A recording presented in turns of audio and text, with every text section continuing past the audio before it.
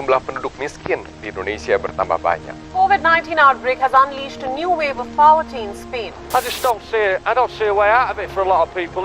We've got people in business who just cannot make ends meet. We've got homeless people who are in hotels that are desperately in need of food. We've got people ringing us up. Kemiskinan di perkotaan juga naik menjadi 7,88. Poverty is not simply about money, and that's the message from the United Nations, which has released a new report looking at global poverty rates using factors like Coronavirus health, pandemic has nutrition, pushed and many standard of living over the rather poverty line. This is a problem that we all need to be aware of, that we need to care about. It is amongst us, wherever we live in the world. And if we don't deal with it, it starts tearing us apart, whether in our families, in our communities, in our countries, or indeed as a global community.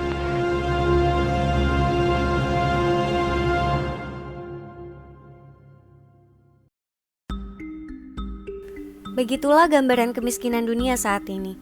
Sebuah isu kemanusiaan yang seakan tak pernah padam setiap tahunnya. Kemiskinan tak hanya terjadi di negara-negara berkembang saja, melainkan negara maju seperti Singapura, Jepang, Spanyol, Amerika Serikat yang masih berusaha untuk mencari solusi atas permasalahan yang ada. PBB pun mencatat bahwa saat ini tingkat kemiskinan di dunia telah mengalami peningkatan kembali hanya dalam kurun waktu 1 tahun. Salah satu faktor pendorongnya adalah adanya pandemi virus corona yang melumpuhkan sektor ekonomi dan pendapatan bagi warga. Hal ini pula yang terjadi pada Indonesia. Mari kita simak analisa lebih dalam mengenai kondisi kemiskinan di Indonesia.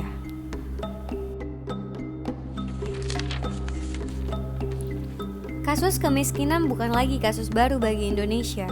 Dimulai pada tahun 1970-an, Indonesia termasuk ke dalam negara termiskin di kawasan Asia.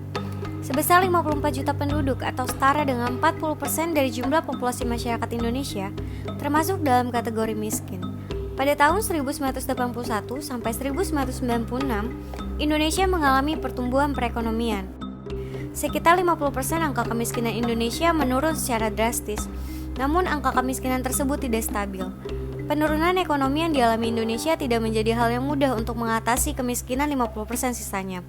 Hal tersebut dikarenakan adanya kesulitan secara finansial, seperti akses layanan kesehatan yang terbatas, akses pendidikan yang layak, juga listrik yang memadai.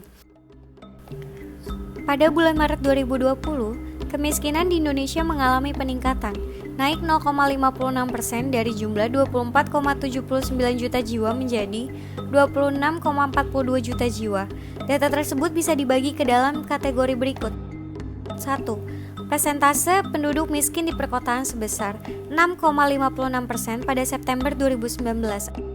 Peningkatan jumlah kemiskinan di kota mencapai 1,3 juta penduduk. 2. Persentase penduduk miskin di desa sebesar 12,60% atau setara dengan 14,93 juta orang pada September 2019 menjadi 12,82% pada Maret 2020. 3. Kemiskinan pada Maret 2020 tercatat sebesar Rp454.652 per kapita atau per bulan, dengan komposisi garis kemiskinan makanan sebesar Rp335.793 dan non-makanan sebesar Rp118.859. Badan Pusat Statistik atau BPS mengemukakan 14 kriteria yang termasuk ke dalam masyarakat miskin, yaitu 1. Luas lantai bangunan tempat tinggal kurang dari 8 meter persegi per orang. 2. Jenis lantai tempat tinggal terbuat dari tanah atau bambu atau kayu yang berkualitas rendah. 3. Jenis dinding tempat tinggal dari bambu atau rumbia atau kayu berkualitas rendah atau tembok tanpa diplester. 4. Tidak memiliki fasilitas buang air besar atau bersama-sama dengan rumah tangga lain. 5. Sumber penerangan rumah tangga tidak menggunakan listrik. Selanjutnya, sumber air minum berasal dari sumur atau mata air tidak terlindung atau sungai atau air hujan. 7. Bahan bakar untuk memasak sehari-hari adalah kayu bakar atau arang atau minyak tanah. 8. Hanya mengkonsumsi daging atau susu atau ayam dalam 1 kali seminggu. 9. Hanya membeli 1 setel pakaian baru dalam setahun. 10. Hanya sanggup makan sebanyak 1 atau 2 kali dalam sehari. 11. Tidak sanggup membayar biaya pengobatan di puskesmas atau poliklinik. 12. Sumber penghasilan kepala rumah tangga adalah petani dengan luas lahan 500 meter persegi, buruh tani, nelayan, buruh bangunan, buruh perkebunan, dan atau pekerjaan lainnya yang pendapatannya di bawah 600.000 per bulan. 13. Pendidikan tertinggi kepala rumah tangga yaitu tidak sekolah atau tidak tamat SD atau tamat SD. Yang terakhir adalah tidak memiliki tabungan atau barang yang mudah dijual dengan minimal 500.000, seperti sepeda motor kredit atau non-kredit, emas, ternak, kapal, motor, atau barang modal lainnya.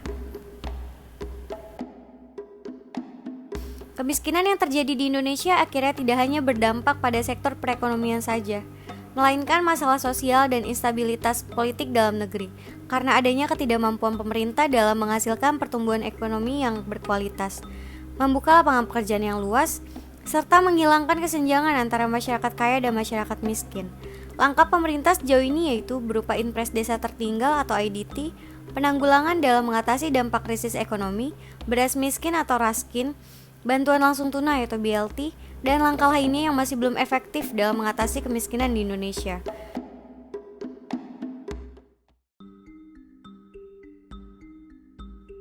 Kemiskinan itu kalau secara garis besar ya bisa kita artikan sebagai lack of ability ya, ketidakmampuan untuk memperoleh basic needs. Ya, ketidakmampuan untuk mendapatkan kebutuhan dasar dia, untuk mengakses kebutuhan dasar dia. Nah, kebutuhan dasar ini apa? Ya, kebutuhan dasar itu macam-macam, ada pendidikan, kesehatan, bahkan mungkin ini makanan sehari-hari. Nah, sebenarnya untuk menanggulangi kemiskinan ya, kalau dalam sudut pandang saya, itu kita harus melihat penyebab kemiskinannya. Ya, apa itu yang menyebabkan kemiskinan? Nah, ini sebenarnya ada beberapa kategori lagi sih sebenarnya ya, kalau saya boleh eksplor penjelasan saya gitu ya. Jadi kemiskinan itu bisa disebabkan oleh struktur dalam keluarganya, bisa juga disebabkan oleh misalnya karena terkait dengan pekerjaan, terkait dengan geografis, terkait dengan tingkat pendidikan, bisa terkait dengan misalnya dia memang punya habit untuk menggunakan drugs, alkohol ya, bisa juga terkait dengan habit untuk berhutang ya. Nah ini makanya harus dilihat-lihat, dipilah-pilah. Pemerintah tuh harus membuat lebih ekstra kerja keras lagi sebenarnya ya, untuk memilah-milah ini sebenarnya penyebab kemiskinannya apa, karena nggak bisa kemudian semua itu diselesaikan hanya dengan memberikan bansos ya, itu akan menjadi tidak efektif untuk jangka panjang. Nah pemerintah lagi-lagi perlu ada kebijakan yang lebih tepat guna ya untuk mengatasi masalah habit ini. Jadi makanya bansos itu sebenarnya saya katakan efektif hanya untuk jangka pendek. Jangan lama-lama, perlu dikasih waktu. Kemudian masyarakat itu harus mengusahakan sendiri. Selama diberikan bansos, pemerintah juga harus memberikan usaha yang lain gitu loh untuk pemerintah supaya mereka tuh lebih berdikari, lebih mandiri, nggak tergantung sama bantuan terus gitu. Ya jadinya masyarakat kita udah terbiasa ya menerima bantuan bansos. Ada yang kayak misalnya, wah saya nggak dapat bansos nih, ngeluh gitu kan.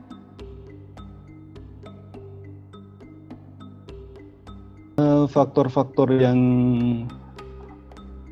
berpotensi untuk memunculkan kemiskinan ekstrem ini biasanya ada dua ya kalau kita lihat ya, faktor internal dan faktor eksternal. Jadi faktor internal itu adalah dari dalam diri bersangkutan sendiri. Jadi ya bisa faktor rendahnya tingkat pendidikan sehingga yang bersangkutan tidak memiliki bekal untuk bisa melakukan hal yang lebih yang bisa diapresiasi atau mendapatkan imbalan lebih dari pemberi kerja. Kemudian faktor yang lain secara internal ya mungkin terkait dengan mentalitas ya. Mentalitas mungkin menerima apa adanya, kondisinya kayak gini mau gimana lagi. Artinya yang bersangkutan sudah menganggap bahwa kondisi kemiskinan yang ada itu ya adalah semacam kayak takdirnya gitu, ya mau diapain lagi. Nah, kemudian faktor-faktor eksternal yang kedua. Kalau tadi internal, kemudian faktor eksternal. Faktor eksternal apa lagi? Faktor eksternal ini biasanya kondisi dari luar. Nah sekarang yang sedang kita alami ya, kayak dalam kondisi pandemi semacam ini kan memang mobilitas manusia jadi turun. Karena mobilitas turun, orang nggak banyak bepergian ke sana kemari atau beraktivitas di luar.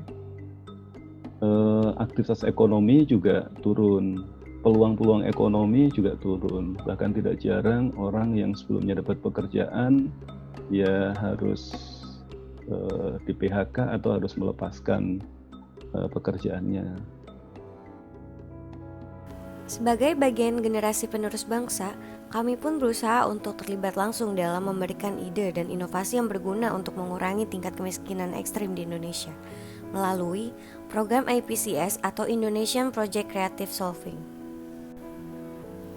Program IPCS ini merupakan salah satu pengembangan dan modifikasi dari program PJLP.